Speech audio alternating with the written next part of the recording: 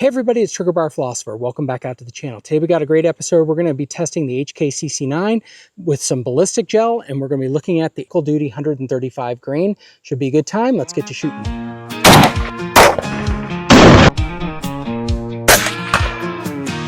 Woo!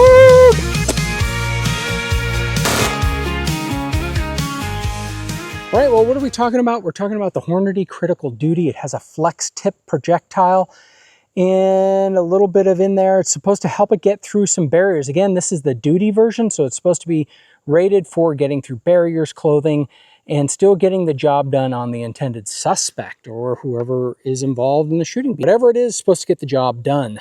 So we're going to be testing this out of our HKCC9, which is a new Micro 9 offering for HK. It took them a few years to get it out, but it's out now. Seems to be doing very well. We got an optic mounted on it. I have the Holosun SCS enclosed optic that fits very well on this gun. It hangs over just a little bit, but it seems to be a good matchup for this concealed carry gun. All right, well, we've been doing a little bit of a series on this, so we'll get to see comparisons with Remington, Golden Saber, and then also Federal HST, which I have other videos and I have links to that. But yeah, at this point, we're going to be doing our testing in clear ballistic gel with no clothing. And then after that, we're going to shoot around into what is more real world target. Yeah, it's kind of a little bit of what Gun Sam does, but I've modified it a little bit and I have different guns and different ammunition. And so we're going to be testing it like that. So we go 2 layers t-shirt, 2 layers of denim, 2 inches of clear ballistic gel, which is different, then medium density fiberboard, 1/4 inch of it, and then more clear ballistic gel. We add that medium density fiberboard in to slow the bullet down so it performs more consistently like organic gelatin, and maybe you can consider it a rib simulation. All right, that's what's on tap for today. Should be a good time. Let's get to shooting. Okay, so again, this is our HKCC9 with the 135 grain Critical Duty. It's the Plus P version, so it should be going just a little bit faster. Again, this is what they kind of offer for law enforcement, so we'll see how it does in our simulations here. All right, let me get the slow-mo camera turned on.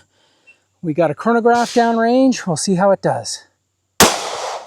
And we got 1040, 135 grain projectile. I don't know. Let's go down and see what it did.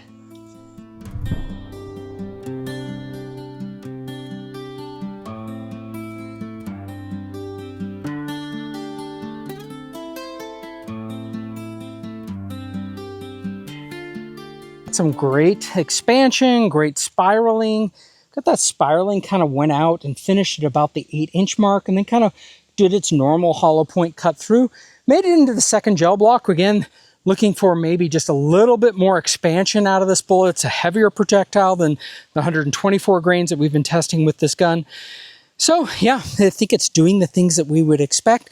Let's reset up the gel test. We're going to put our layers of t-shirt, layers of denim, medium density fiberboard, gel in front, and we're going to test it this way. Okay, now we have the real world simulation with this Hornady 135 grain. Start the slow motion camera, and here we go. 1046, so pretty consistent. Okay, one thing that's curious to me with the HKCC9 is I never get lock back when I just shoot the one round. I don't know why it's not locking back. I don't know if I'm hitting something. When I shoot more rounds, I seem to get lock back. So I don't know out there if anyone else is getting that. I'm using the 12 round mag right now, but yeah.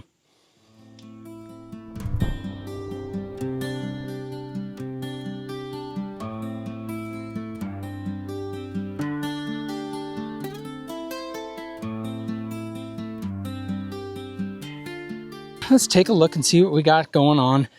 Saw that we came in here at our layers of clothing, layers of t-shirt, broke through the medium density fiberboard.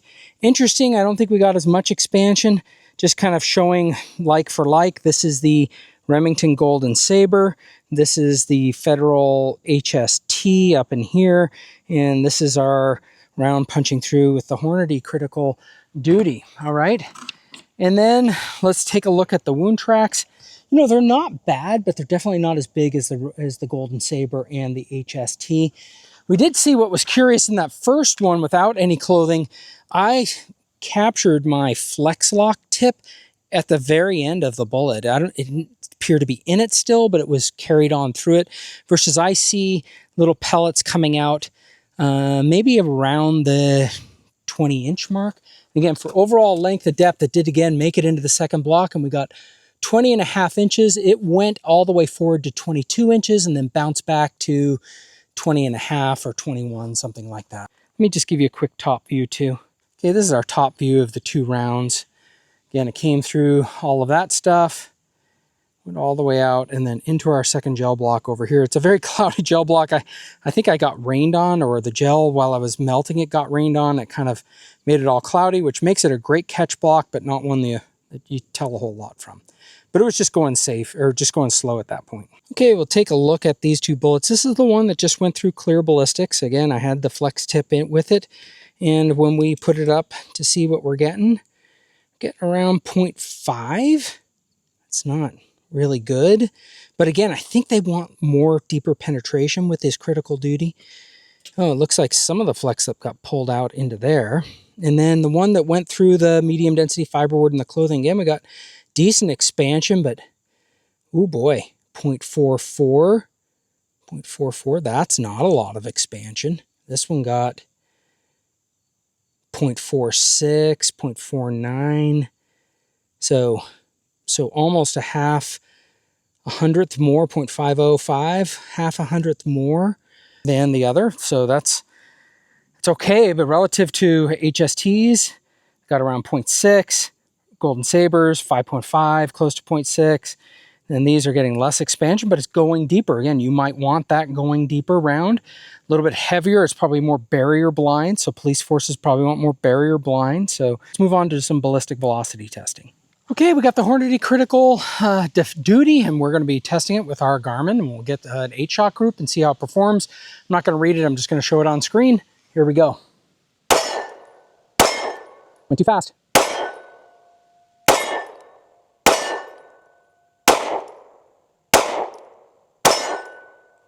All right. For the session summary, we captured 6 shots. We had a min of 1033, an average of 1045, max of 1068, an average kinetic energy of 327. So that's lower than the kinetic energy for Remington Golden Saber plus P or the Federal HST Law Enforcement plus P. We are at 7 yards. I know this isn't a perfect accuracy test, not bench rested. Seeing how practical accuracy, how I shoot it, we're seeing how it prints on paper, we're seeing how it is relative to me zeroing my gun to the Federal HST 124 grain. So yeah, we're just gonna shoot, I think we just have 5 shots here today. We'll see how it prints.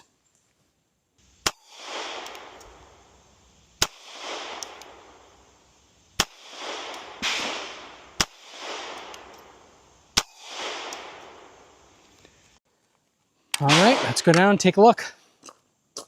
Well, for whatever reason, I shot this a little bit better. That's 2 shots right in there. 3, 4, and 5. That was my first shot. I seem to be pulling all my first shots today. So this stuff feels pretty accurate. It also feels very similar in terms of where it is on paper relative to the Federal HST. So not much point of impact. So like if you wanted to joint stack these, like some HSTs and some of these, I feel like that you'd have no issue with that in the zero of your gun.